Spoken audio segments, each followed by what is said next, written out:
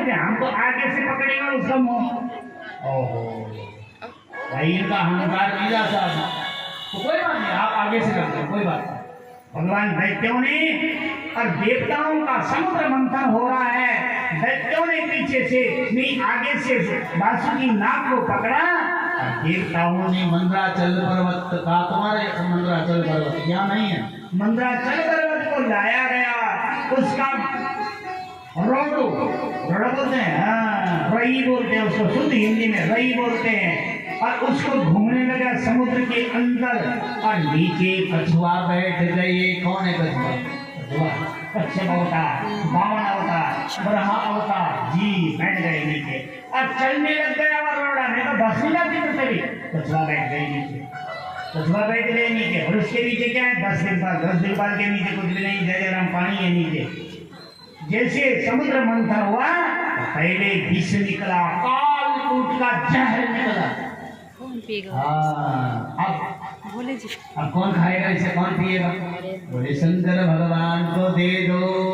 शंकर ने कहा अच्छा, तो ये विष पीने के लिए मैं हूँ, इस विष पीने के लिए मैं काना क्या कर रहे हो?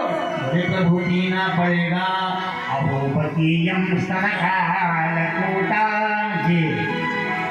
कालकूट का नाम विष जो था वो शंकर को दे, शंकर ने किया, यहाँ पर रख दिया।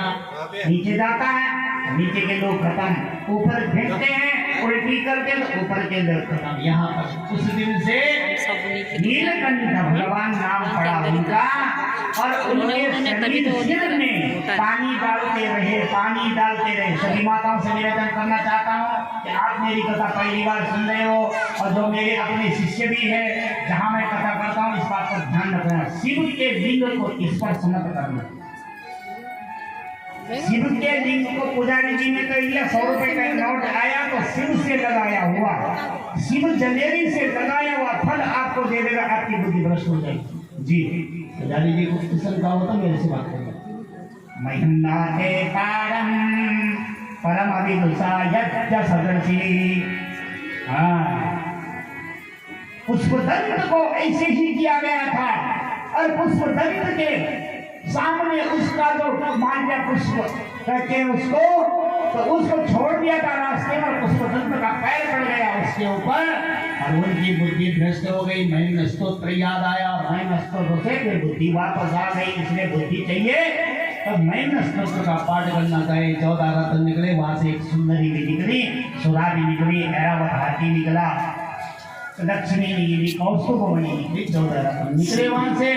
और जब 14 रत्न मिले तो अमृत मिल गया, और उस अमृत में झगड़ा पड़ गया। राक्षस लेकर के भाग गए, हम सब पिएंगे, हम सब पिएंगे। देवता फिर रोने लगे, देवताओं ने बोला हुआ तो कुछ भी नहीं, हम तो हार ही गए हुए थे। भगवान विष्णु के पास गए, उनको बोला हे प्रभु इसका निराकरण करे, कुछ तो बताइए। भगवान विष्णु ने कहा आएंगे दैत्य भी मेरे पास आएंगे। और जैसे गए विष्णु के पास, दैत्य लोग गए, तो भगवान ने मोहिनी रूप धारण किया। लिखा है मैं नारी नारी के रूपा पन्नगारी हसी नीति अनूपा। नारी बन गए, भगवान नारी बन गए। क्या हुआ, क्यों झगड़ा कर रहे हो? बोले अमृत है। अमृत बोले तो मोहिनी मंत्र, भगवान के पास क्या है? मोहिनी मंत्र। उसे आज की बेटी क्या कहती है? हिप्नोटिज्म, सम्मोहन। माताओं के पास क्या है? पति को सम्मोहन करने का मंत्र नहीं तो दे देना, रोटी चकावल दे देना। सम्मोहन मंत्र होना चाहिए, पति बस में रहे, पत्नी बस में रहे, हलो हाई से नहीं रहते हैं, सम्मोहन मंत्र से रहते हैं। हिप्नोटाइज करो। ये दैत्यों तुम्हें मेरे ऊपर विश्वास है? बोले 100%। नाचने लग गई वो कौन? मोहिनी, उसका नाम क्या है? मोहिनी नाचने लग गई वहां दैत्यों के सामने। दैत्य बड़े खुश हो गए, हमें देगी, अब निश्चित हमारे पल्ले में पड़ गए। उसने बोला बैठो पंगत में, एक समाज में दैत्य बैठेंगे, एक में देवता बैठेंगे। अब देखा तो एक में दैत्य बैठ गए, एक में देवता बैठ गए, 2 पंगत बन गई। अब हमें तो शुरू कहाँ से हुआ? तो नारी थी, नहीं नारी नारी के रूपा पन्नगारी असिनी पियनो। झट से देवताओं से शुरू हुआ। ओ राहु ने बोला अब, और मैं तो छूट ही जाऊंगा। हाल सहित दिस खाई के संवय जगदीश, खिलावन अमृत पे राहु कटावे। ये तो प्रपंच थे। राहु जैसे वहां बैठ गया, राहु का गला काट दिया, जिससे केतु पैदा हो गया।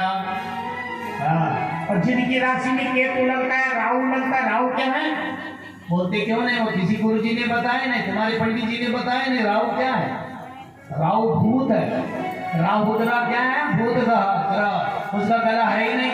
हाँ, राहु का गला है ही नहीं। राहु का गला क्या है? केतु है, जिसकी कुंडली में 8 4 12 और 8 4 12 और 6 स्थान में पड़ता है, और काल सर्प योग बन जाता है, और काल सर्प जाता नहीं है, चाहे कितनी पूजा करा लो। उसके लिए नाग पंचमी और बसंत पंचमी को दान करने पड़ते हैं। क्या? नाग नागिन का जोड़ा, 27 नाग नागिन के जोड़े बनाए, 27 नक्षत्र होते हैं, उनके ही पुत्र हैं वो ग्रह, सीधी बात है।